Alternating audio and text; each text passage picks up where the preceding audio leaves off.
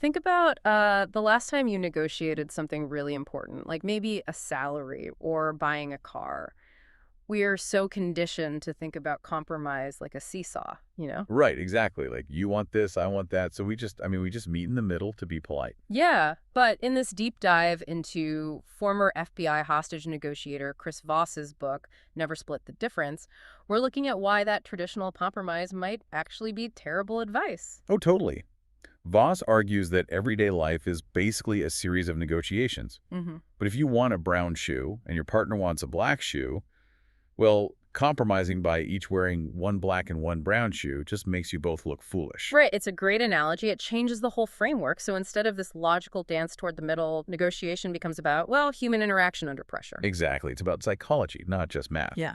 And that psychology starts with flipping a really common script. Right, because usually we try to get people to say yes, but Voss claims that getting a no from your counterpart is actually superior, which is wild to think about. It is, but he says a yes is often counterfeit. Like, it's just a polite way to get you off their back. Getting them to say no, though, supposedly makes them feel safe. Safe and in control, right, because when someone says no, they've basically drawn a boundary. Yeah, and it physically lowers their heart rate. I mean, they aren't worried about being trapped into a commitment anymore.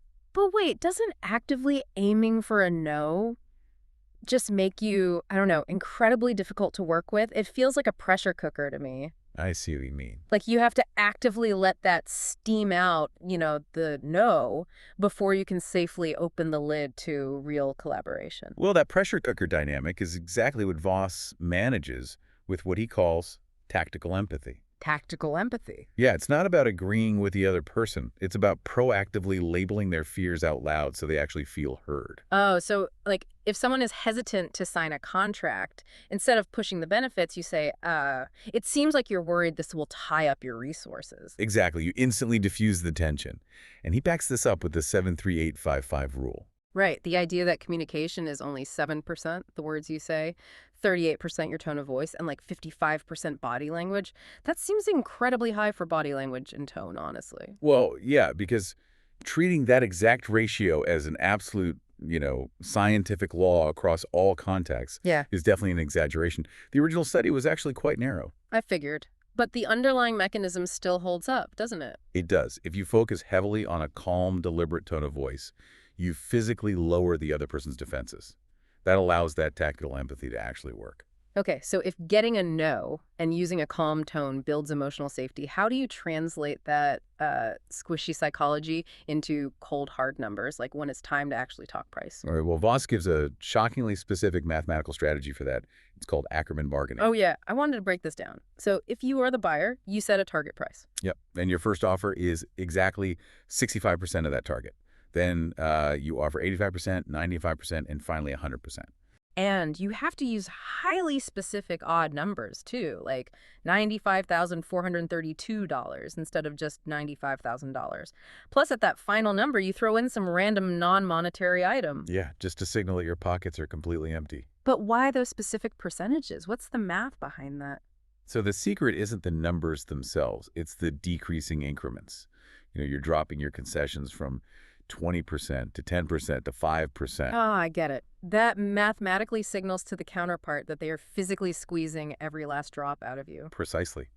Combined with an odd number, it feels like you've calculated your absolute limit right down to the penny. I see the psychology there, for sure. But I have to point out, there is a massive logical gap here. Oh, definitely. This entire model rests on the assumption that you already know the true market value. If you're entering an ambiguous market and your baseline target is just completely wrong, this whole formula just anchors you to a bad deal. You're totally right. It is a highly speculative model if you don't have perfect information.